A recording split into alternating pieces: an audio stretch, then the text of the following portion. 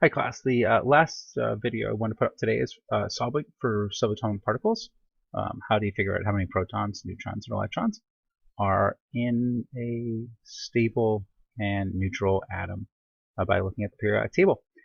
And so the first thing we're going to talk about is how do you find the number of protons. To find the number of protons, what you're simply going to do is look at the atomic number. And remember, the atomic number is the number found on top of the periodic table above the symbol, and we'll take a look at a couple of those symbols here in a moment. So for the protons, you're looking at the atomic number.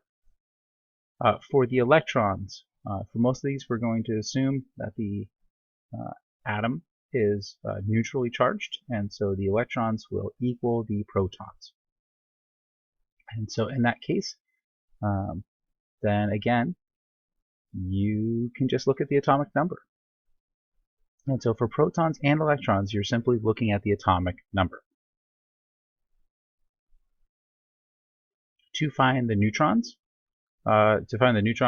you're going to look at the atomic mass, and that is down at the bottom, right on top of my face, down here. So the protons and electrons, you're just going to get that number off the top. For the neutrons, you're going to need to look at the bottom, and it can vary, and so make sure you're being careful and you're looking at what's going on there.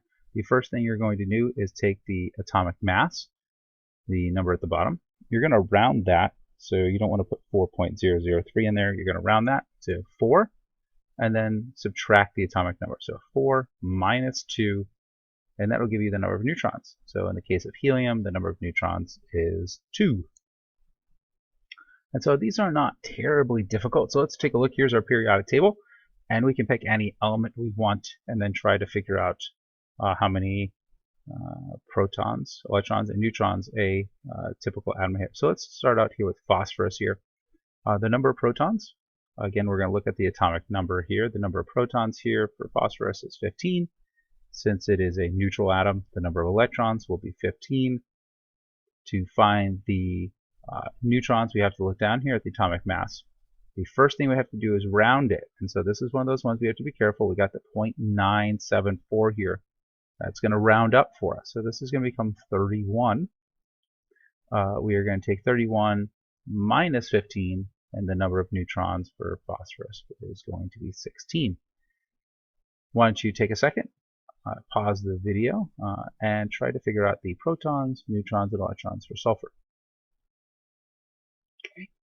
Welcome back. For sulfur, again, the atomic number here is 16, so the protons 16. The electrons, again, will be 16, same as the atomic number. And then for the neutrons, we're going to come down to the atomic mass. We're going to round it. That stays at 32. 32 minus 16 gives us the neutrons of 16. As you can see, these are not terribly difficult. Let's try one more, and you guys can practice on your own after that. Let's take a look at sodium here. I'll go ahead and pause the video and try and figure out the protons, neutrons, and electrons for sodium. For sodium here, the protons, of course, from the atomic number is going to tell us that it's 11. The electrons as well will be 11 because we're talking about neutral atoms here. And then for the neutrons, we're going to come down here. We're going to look at the atomic mass. We're going to round the atomic mass. We have to round up here because of that 0.9.